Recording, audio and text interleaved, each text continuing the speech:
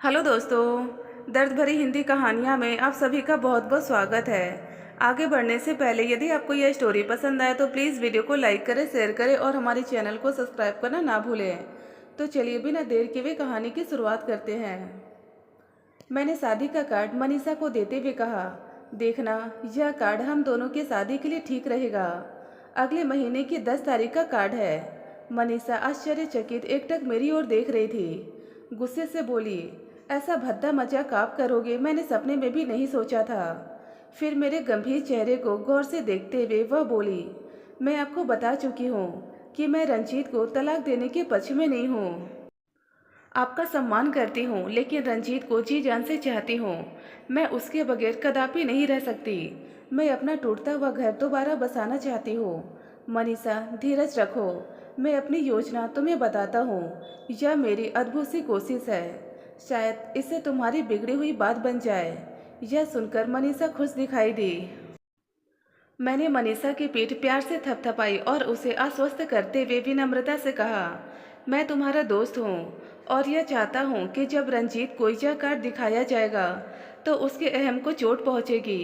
वह अवश्य सोचेगा कि तुम्हारे दूसरे विवाह की कोई संभावना नहीं होनी चाहिए। वैसे भी वह तुमसे दूर रहकर पछताता रहा होगा। मुझे नहीं लगता है कि मुझसे दूर रहकर वह परेशान है। मुझे तो पता चला है कि दोस्तों के साथ उसकी हर शाम मौज मस्ती में गुजर रही है। उसकी एक महिला दोस्त उसके साथ विवाह के सपने देख रही है। मनीषा ने कहा। मैंने मनीषा को आगे बताया कि शादी के कार्ड की कुछ गिनी चुनी प्रतियां ही छपवाई है। रंजीत के एक मित्र को कार्ड दिखा भी दिया है। अब तक तो वह उसे कार्ड दिखा चुका होगा। वैसे एक कार्ड मैंने उसे रंजीत के लिए भी दे दिया था। रंजीत को जब मनीषा के विवाह के बारे में पता चला तो उसने तीव्र प्रतिक्रिया दिखाते हुए मनीषा से फ़ोन पर बात की। तुम अगर यह समझती हो कि मैं तुम्हें किसी और से शादी करने दूंगा तो गलत समझती हो। जिस घमंड के साथ तुम मुझे छोड़कर अपने मायके चली गई थी वह एक दिन टूटेगा और विवश होकर तुम मेरे घर रहने के लिए वापस लौटने को मजबूर हो जाओगी। मैं देखता हूँ कि तुम कैसे कमलेश जी से विवाह करती हो। मनीषा रंजीत की प्रतिक्रिया से मनी मन खुश थी। उसे लगा रंजीत अभी भी उससे बहुत प्यार करता है और कोर्ट कचहरी की भागदौड़ से तंग आ चुका है। उसने संक्षेप में रंजीत से कहा, लगता है जब मैं तुम्हारे साथ मौजूद नहीं हूँ तुम्हें मेरी अहमियत और ज़रूरत महसूस हो रही है। यह बात मेरे लिए अच्छी है। मिथ्या अभिमान त्याग कर खुशी खुशी मुझे और हमारी बेटी मीनू को यहाँ आकर अपने घर ले जाओ। रंजीत ने बगैर कोई उत्तर दिए फ़ोन का रिसीवर रख दिया था। मनीषा को अब तक साफ तौर पर यह पता नहीं चल पा रहा था कि आखिर रंजीत की माँ उसे क्या चाहती है। वे अपनी बहू में किस प्रकार के गुण ढूंढती है जिस बात के लिए वे अपने बेटे से उसका तलाक चाहती है। वह बात थी उनके घर एक बेटी मीनू का जन्म होना। उनकी चाहत है कि उनके घर पर एक लड़के का जन्म हो। वैसे भी शुरू से ही रंजीत की माँ को मनीषा पसंद नहीं थी, क्योंकि मनीषा के मायके जाने के बाद उन्हें दोनों वक्त का खाना बनाना पड़ता था, घर का सारा काम करना पड़ता था। वे अपना अहम भी बरकरार रखना चाहती थी। एक दिन रंजीत किसी काम से मॉल गया हुआ था तो उसने देखा कि मनीषा कार में मेरे साथ आई हुई थी। उसे बहुत आश्चर्य हुआ। मनीषा कार से बाहर निकलकर मॉल में चली गई और वह मन ही मन कुछ सोचता वहीं खड़ा रहा। मनीषा एक सुंदर और आकर्षक लड़की है जिसे कोई भी प्रेम करने से इनकार नहीं करेगा। उसमें कुछ ऐसी बातें अवश्य है जिनसे प्रभावित होकर मैं उसे अपनाना चाहूँगा। वास्तव में मैं कई बार मनीषा को आश्वस्त कर चुका हूँ कि उसे रंजीत से अधिक प्यार करूँगा। हम दोनों का बार बार मिलना इस बात का प्रमाण है। जब कभी भी हम दोनों एक हो पाएँ तो मनीषा के जीवन में कोई कमी नहीं रहेगी। मैं कार में बैठा सोचता रहा, मैं आपकी बात जरूर मानूंगी अगर तलाक के कारण रंजीत ने मुझे छोड़ दिया तो। इसके लिए कमलेश जी आपको इंतजार करना होगा, मनीषा ने एक दिन मुझसे कहा था। मनीषा जैसे मॉल से बाहर आई मैंने आगे बढ़कर हाथ मिलाने के लिए अपना हाथ बढ़ाया। वह मुस्कुराते हुए मेरी ओर आ रही थी। उसने पूरे उत्साह से मुझसे हाथ मिलाया। उसकी आंख में चमक थी। वह बहुत खुश दिखाई दे रही थी। रंजीत यह देखकर जलभून उठा। मेरी गाड़ी से वह थोड़ी दूरी पर खड़ा था। हम दोनों ने उसे जानबूझकर अनदेखा किया हुआ था। मैंने कार का दरवाज़ा खोलकर मनीषा को बैठने का संकेत किया। वह ड्राइविंग सीट के साथ वाली सीट पर बैठ गई और मैंने कार स्टार्ट करके उसे मेन रोड पर ले लिया। देखते ही देखते मेरी कार रंजीत की आंखों से ओझल हो गई। रंजीत के पास मोटर बाइक थी। उसने हम दोनों का पीछा नहीं किया। रंजीत को एक झटका सा लगा। अगर वह मनीषा को दोबारा घर में लाकर बसा नहीं पाया तो मेरे संबंध में उसके लिए एक विकल्प मौजूद है। उसे इस बात का एहसास था।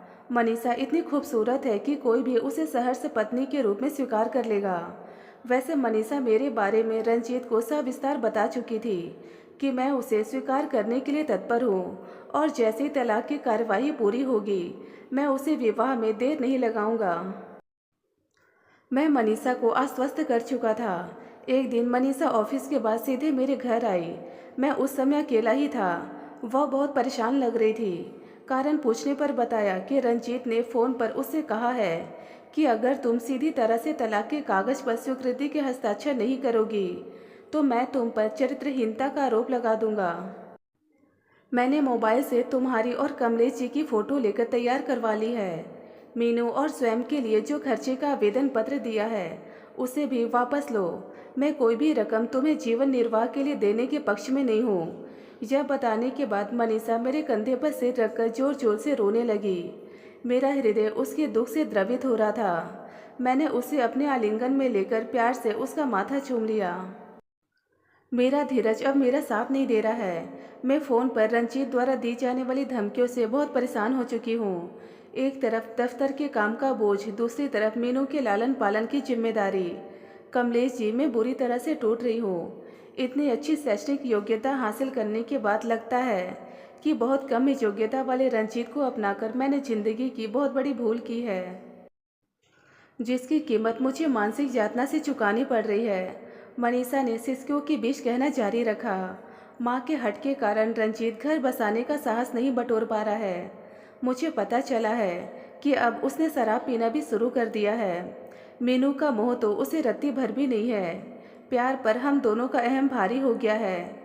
मैं चुपचाप मनीषा की बातें सुन रहा था। प्यार से उसकी पीठ थपथपाते हुए सांत्वना भरे स्वर में बोला, मनीषा, मैं तुम्हें बहुत प्यार करता हूँ।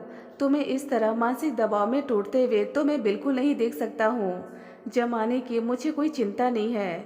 जब किसी को अपनाना होता है तो यह जरूरी होता है कि बगैर शर्त के उसे उसकी जिम्मेदारियों के साथ अपना बना लिया जाए। मीनू को मैं अपनी पुत्री की तरह पालने की जिम्मेदारी के एहसास के साथ अपनाऊंगा। आज से तुम्हारी चिंताएं मेरी है। सर, मुझे आप पर पूरा यकीन है। मनीषा ने पहली बार सर के संबोधन से मेरा हाथ अपने हाथ में लेकर कहा, अगर आप मेरे विवाह से पहले मुझे मिले होते तो आज बात कुछ और ही होती। बेशक आप अधिक उम्र के हैं पर एक सुलझे हुए व्यक्तित्व वाले पुरुष हैं। मैं अपने तलाक के कागजात हस्ताक्षर करके आपके द्वारा ही अपने वकील को भिजवा दूंगी। भावुकतावश मनीषा की आंखें भर आई थी। अपने आप को संभाल पाना उसे मुश्किल लग रहा था। मैंने मनीषा को समझाने का प्रयत्न करते हुए कहा, तुम अभी धैर्य का साथ मत छोड़ो। तुम अपनी समस्या का समाधान तलाश रही हो। तुम्हें अपने हित को ताक पर रखकर किसी भी हाल में समझौता नहीं करना चाहिए। मीनू का भविष्य सर्वोपरि है। अगर तुम रंजीत के पास लौट जाती हो तो क्या तुम आश्वस्त हो कि किसी प्रकार तुम्हारे प्रति हिंसा या दुर्व्यवहार नहीं किया जाएगा? इसका मनीषा के पास कोई उत्तर नहीं था, इसलिए उसकी प्रतिक्रिया मूक थी। थोड़ी देर बाद मनीषा ने मौन तोड़ा। मेरे बारे में जो धमकी रंजीत ने दी है कि वह मुझे चरित्रहीन ठहराते हुए कोर्ट में इस आशय का एफिडेविट देगा, वह कोरी बकवास है। जब मीनू का नामांकन था तो रंजीत की एक गर्लफ्रेंड जिसका नाम शोभा है हमारे यहाँ उसके साथ आई थी और इस तरह व्यवहार कर रही थी जैसे वह रंजीत की पत्नी है। यदि तलाक की प्रक्रिया पूरी हो गई तो रंजीत के आगे पीछे घूमने वाली शोभा को खुला मौका मिल जाएगा। वह उसके साथ शादी करना चाहेगी, मनीषा ने मुझे बताया। मनीषा अक्सर अपने व्यक्तिगत जीवन की सारी बातें मुझे बता दिया करती थी। मनीषा इस सशक्त नारी की भांति हमेशा अपने पैरों पर खड़ी रही। दफ्तर में पूरी मुस्तैदी से कार्य करती थी। जिस प्रधानाचार्य के साथ काम करती थी वह उससे बेहद खुश था। मेरा उस कॉलेज में आना जाना था और यह जानकर कि व्यक्तिगत जीवन में ढेरों तनाव के रहते हुए भी वह दफ्तर की सभी ज़रूरतों पर खरी उतरती थी।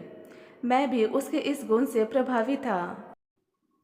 सास और पति से प्रताड़ित होने पर भी मनीषा सब कुछ धैर्य से सहती रही। अपनी लालसाओं की पूर्ति न होने पर सास अपने बेटे का दूसरा विवाह करने के लिए तलाक करवाना चाहती थी। इसलिए वह मनीषा को अपने घर से निकालकर खुश थी। महिला का दुश्मन महिला का ही होना कोई नई बात नहीं है। यह तो कई परिवारों में होता रहा है।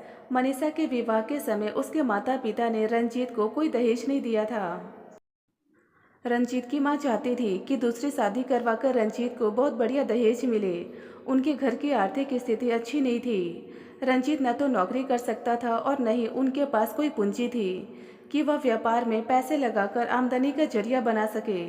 मैंने जब कभी मनीषा को सलाह दी कि वह कभी कभी रंजीत की मां से मिलने चली जाया करे, शायद उनसे मेलजोल से बिगड़ी बात बन जाए, तो मनीषा का उत्तर होता था, मेरी सास के मन में मेरी छवि खराब हो चुकी है। मेरा कोई भी प्रयत्न सफल नहीं हो पाएगा। मुझ में उन्हें अच्छी बहू का कोई गुण नजर नहीं आता है। रंजीत भी हमेशा अपनी माँ के पक्ष में ही बात करता है। जब कभी मनीषा मेरे घर पर होती थी तो बहुत प्यारा और खुशी का माहौल होता था।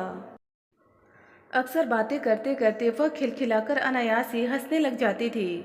मुझे ऐसे समय में यही लगता था जैसे वह एक नन्ही सी बच्ची है जो छोटी छोटी बातों से अपना मन बहलाकर खुश होना जानती है।